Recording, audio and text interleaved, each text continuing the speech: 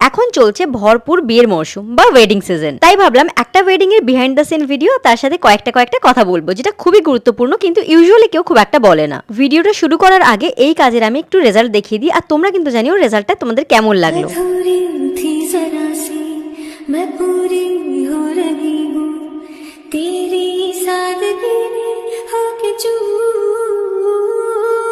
আচ্ছা, কমেন্ট বক্সে কিন্তু লিখে জানিও কেমন লাগলো, ভালো খারাপ যাই হোক। আমি এখন এই কাজের ভিডিওর বিহাইন্ড দ্য সিন দিচ্ছি, কিন্তু এই কাজটা অনেক আগের। এই কাজটা হয়েছে কয়েক মাস আগে, আর এই লোকেশনটা ছিল সল্টলেকে। যারা আমায় ফলো করো তারা জানোই যে আমার আওয়ার মোমেন্টস কলকাতা নামে একটা ফটোগ্রাফি অ্যান্ড ভিডিওগ্রাফি কোম্পানি আছে, আর এটা সেটারই কাজ। আর যারা জানো না তারা কিন্তু প্লিজ আমার এই আওয়ার মোমেন্টস কলকাতা পেজটাকে ফলো করে দিও। এখন যেটা দেখছো এটা হলো গায়ে হলুদের জন্য হলুদ।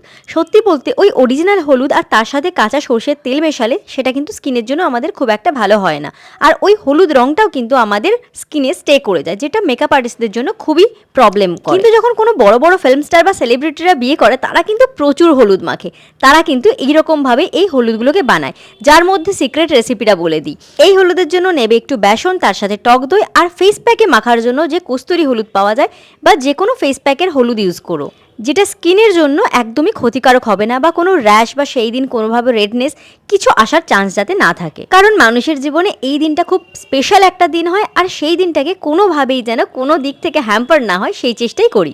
আচ্ছা, এখন আমি অনেকগুলো খাবারের মেনু দেখাচ্ছি। এই বিয়েটা ছিল একটু অন্যরকম, মানে বাঙালি আর নন বেঙ্গলি বিয়ের দুটো মিক্সিং ছিল, তাই জন্য এখানকার নিয়মগুলো একটু আলাদা দেখবে। এটা যেরকম আর একটা হলুদের প্রসেস, প্রথমে যেটা দেখলে ওটা বাঙালি মতো ছিল, এটা কিন্তু বাঙালি মতো না, এটা অবাঙালি মতো। আর এই সব রিচুয়ালগুলো কিন্তু আমাদের জন্য বেশ খানিকটা নতুন। সকালের বৃদ্ধি আর গায়ে হলুদ হওয়ার পরে গ্রুম হচ্ছে রেডি।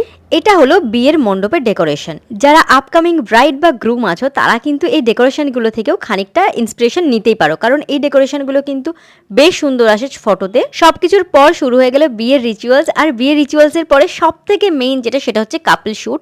এই কাপল শ্যুটটা কিন্তু ম্যাক্সিমাম টাইমে মিস হয়ে যায়, কারণ সবাই সময় দিতে পারে না, টায়ার্ড হয়ে যায়।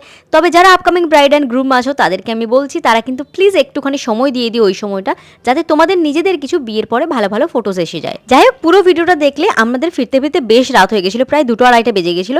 তোমাদের ভিডিওটা কেমন লাগলো জানিও, ভালো লাগলে লাইক কমেন্ট শেয়ার করো। Stay tuned for the next video, bye bye.